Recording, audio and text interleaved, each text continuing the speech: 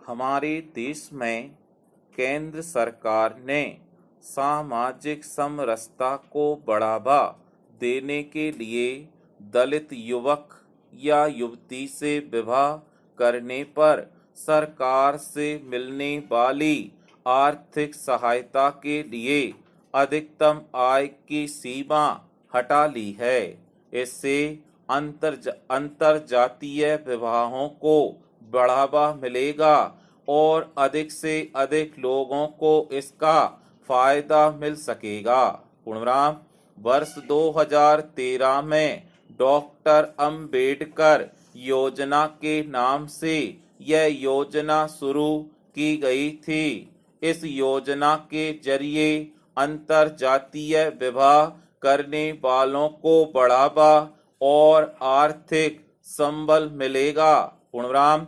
कुछ लोग इस योजना को चुनावी राजनीति से जोड़ रहे हैं। पूर्णविराम। समाज में जातिगत भेदभाव दूर करने और भाईचारे को बढ़ाने वाली चीजों को तो कम से कम राजनीति से दूर ही रखा जाना चाहिए। पूर्णविराम। जाति के आधार पर समाज विभाजित है। उस भेदभाव और विभाजन को दूर करने में ऐसे विवाह काफी मददगार हैं। पूर्णविराम। समाज में ऐसे विवाहों की संख्या बढ़ने से जातिगत पूर्वाग्रह कम होते जाएंगे। पूर्णविराम। प्राचीन।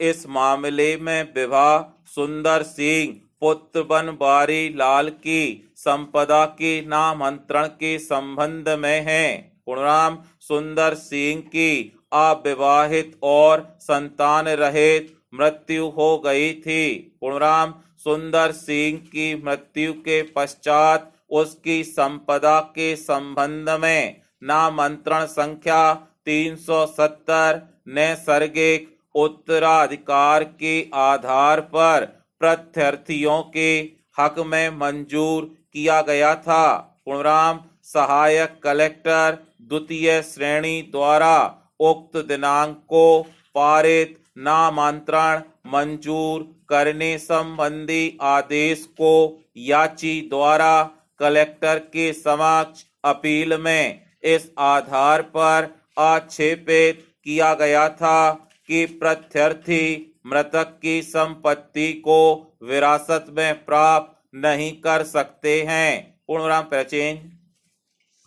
कभी कभी न्यायालयों में अधिवक्ताओं की अनुपस्थिति के संबंध में विवाद उत्पन्न हो जाते हैं। पूर्णविराम। ऐसा ही एक विवाद उच्चतम न्यायालय तक पहुंच गया। पूर्णविराम। मकान खाली कराने का एक मुकदमा 1988 में दाखिल हुआ। पूर्णविराम। 1994 में निश्चित तारीख पर वादी उपस्थित था, लेकिन एक अधिवक्ता का देहांत हो जाने के कारण अधिवक्ताओं ने हड़ताल कर दी। पूर्णविराम। न्यायालय ने मुकदमे में दूसरे दिन की तारीख निश्चित कर दी। पूर्णविराम। दूसरे दिन किराएदार का वकील बीमार होने के कारण उपस्थित नहीं हुआ, जिरह करने में असमर्थ था, अतः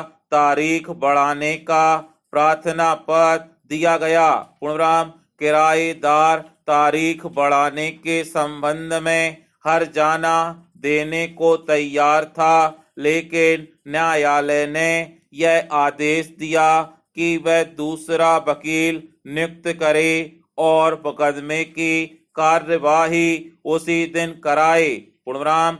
किराएदार ऐसा करने में असमर्थ था, इसलिए न्यायालय ने जिरह करने का अधिकार समाप्त कर दिया और मुकदमे में आगे की कार्यवाही प्रारंभ कर दी। पूर्णविराम।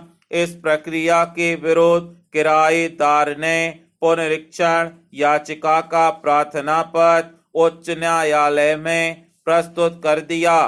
पूर्णविराम। स्टॉप।